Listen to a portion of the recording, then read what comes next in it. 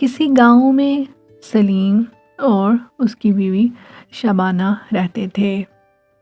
ان کے دو بچے تھے، ایک کا نام تھا زینب اور ایک کا نام علی۔ وہ بہت غریب تھے، ان کا گھر بھی مٹی کا بنا ہوا تھا۔ سلیم گاؤں کے سیٹھ کے کھیتوں کی کھیتی باڑی کرتا اور اسی سے ہی اپنی زندگی کا گزر بسر کر رہا تھا۔ سلیم جس جگہ پر رہ رہا تھا وہاں برف باری ہوتی تھی اور سردیاں آنے والی تھی اور برف باری بھی شروع ہونے والی تھی۔ سردیاں آنے سے پہلے سلیم اور اس کی بیوی دونوں سوچ رہے تھے، سردیاں آنے والی ہیں اور برف باری بھی شروع ہونے والی ہے، اور تم جانتی ہو ہمارا گھر بھی کچا ہے، تو کیوں نہ ہم جنگل سے لکڑیاں اکٹھی کر کے لے آئیں، کیونکہ سردی بہت زیادہ ہوتی ہے اور ساتھ برف باری بھی ہوتی ہے۔ ان لکڑیوں کی وجہ سے ہی ہماری جان بچے گی، ورنہ سردی سے تو ہم مر جائیں گے۔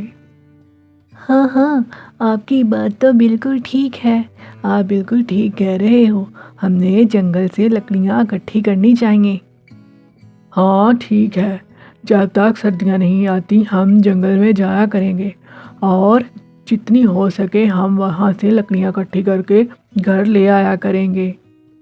ہاں آپ بالکل ٹھیک کہہ رہے ہو، جتنی زیادہ لکڑیاں اکٹھی کریں گے اتنا ہی ہمارا فائدہ ہوگا، جس سے ہم گھر کا چولہا بھی جلا سکیں گے اور یہ سردی میں بھی ہمارے کام آئیں گی۔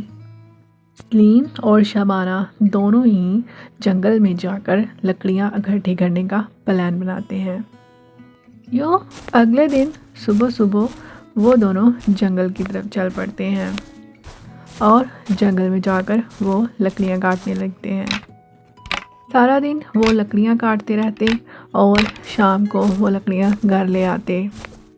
اس طرح انہوں نے کافی لکڑیاں جمع کر لیں۔ آہستہ آہستہ سردی کا موسم شروع ہو گیا۔ وہ گھر میں کھانا پکانے کے لیے بھی لکڑیوں کا استعمال کرنے لگے، لیکن سردی آہستہ آہستہ بڑھ رہی تھی اور اس دفعہ سردی تھی بھی بہت زیادہ۔ سردی کے ساتھ ساتھ برف باری بھی شروع ہو گئی۔ برف باری اور سردی اتنی زیادہ ہو گئی کہ ان کا اس گھر میں رہنا ناممکن ہو گیا، کیونکہ وہ گھر کچا تھا اور جیسے ہی برف باری شروع ہوتی تو آگ جلانے کے باوجود بہت زیادہ سردی ہو جاتی۔ ایسے ہی ایک رات بہت زیادہ برف باری ہو رہی تھی اور وہ چاروں ہی کمرے میں بیٹھے ہوئے تھے۔ ان کو بہت زیادہ سردی لگ رہی تھی۔ انہوں نے پاس آگ بھی جلائی ہوئی تھی، لیکن آگ سے کوئی فائدہ نہیں ہو رہا تھا۔ میں نے آپ کو کہا تھا کہ اس دفعہ ہم گھر پکا بنا لیتے ہیں، لیکن آپ نے میری بات نہیں مانی اور اب دیکھیں سردی میں کتنا برا حال ہو رہا ہے۔ تم تو جانتی ہی ہو کہ میں جو محنت مزدوری کرتا ہوں اس سے صرف روز کے کھانے کا ہی انتظام ہوتا ہے، اور نئے گھر بنانے کے لیے پیسے چاہیے، تو وہ پیسے کہاں سے آتے؟ وہ بات تو ٹھیک ہے، لیکن اس سردی سے تو جان جانے کا بھی خطرہ ہے اور ہم بیمار بھی ہو سکتے ہیں۔ ہاں تم کہہ تو ٹھیک رہی ہو، چلو اس دفعہ تو جیسے تیسے سردی نکال لیں، اگلی دفعہ میں کوشش کروں گا کہ کوئی گھر بنا سکوں۔ وہ باتیں کر رہے ہوتے ہیں کہ ان کے بچے بھی کہنے لگتے ہیں کہ ہمیں بہت سردی لگ رہی ہے۔ وہ دونوں اپنی سردی تو برداشت کر لیتے، لیکن ان کو بچوں کی سردی برداشت نہیں ہو رہی تھی۔ اس رات برف باری معمول سے زیادہ ہو رہی تھی اور برف باری کے ساتھ ساتھ اچانک طوفان بھی آ گیا اور باہر بادل زور سے گرجنے لگے۔ یہ کیا ہو رہا ہے؟ آج تو برف باری کے ساتھ ساتھ باہر طوفان بھی آ گیا ہے۔ ہاں ہاں تم بالکل ٹھیک کہہ رہی ہو کہ برف باری کے ساتھ ساتھ آج طوفان بھی آ گیا ہے۔ اب کیا ہوگا؟ باہر تو لگ رہا ہے بہت تیز ہوا چل رہی ہے۔ کہیں ایسا نہ ہو کہ اس برف باری میں اور طوفان میں ہمارا گھر ہی ٹوٹ جائے۔ تم پریشان نہیں ہو، ایسا مت سوچو، اللہ ہمارے لیے کچھ بہتر ہی کرے گا۔ لیکن ان کے سارے اندازے غلط ہو گئے۔ برف باری بہت تیز ہو رہی تھی اور طوفان بھی بہت زیادہ بڑھ رہا تھا۔ آندھی اتنی تیز تھی کہ ان کے گھر کے پاس جو درخت تھا وہ ہوا کی وجہ سے لڑکھڑانے لگا۔ سلیم اور شبانہ کو آواز آئی جیسے کوئی چیز ٹوٹ رہی ہے۔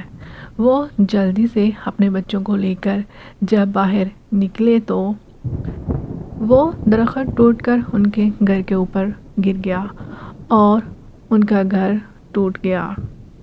اب ان کے پاس رہنے کے لیے گھر بھی نہیں رہا اور وہ چاروں سردی سے کانپنے لگے۔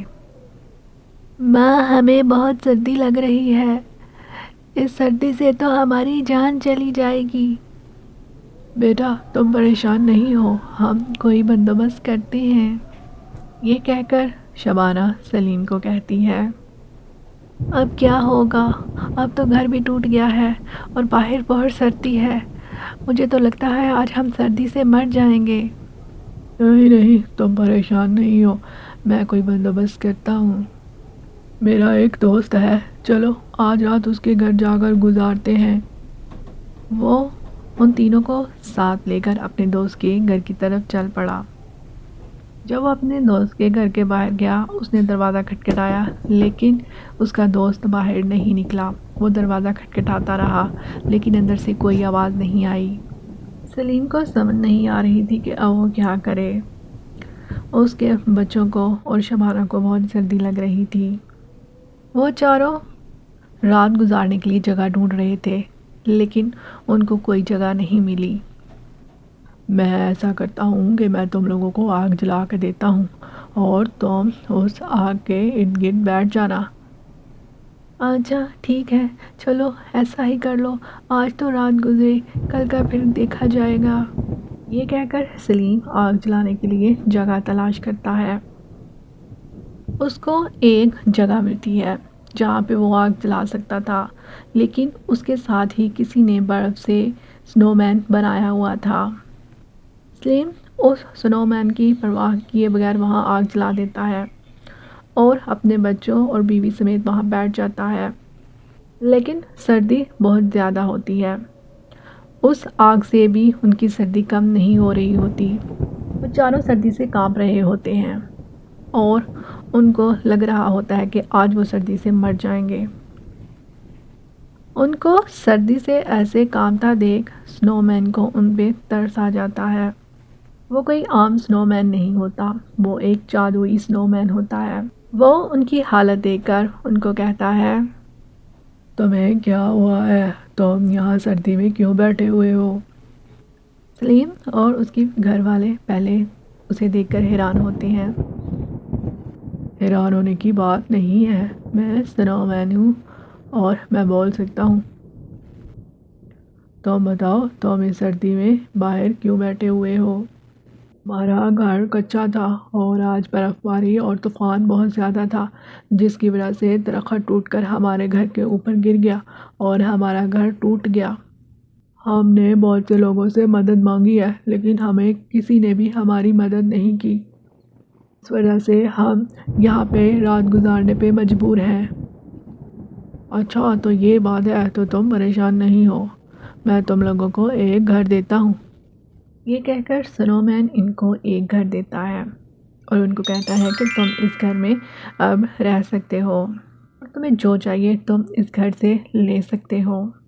یہ کہہ کر سنو مین غائب ہو جاتا ہے اور وہ چاروں اس گھر کے اندر چلے جاتے ہیں۔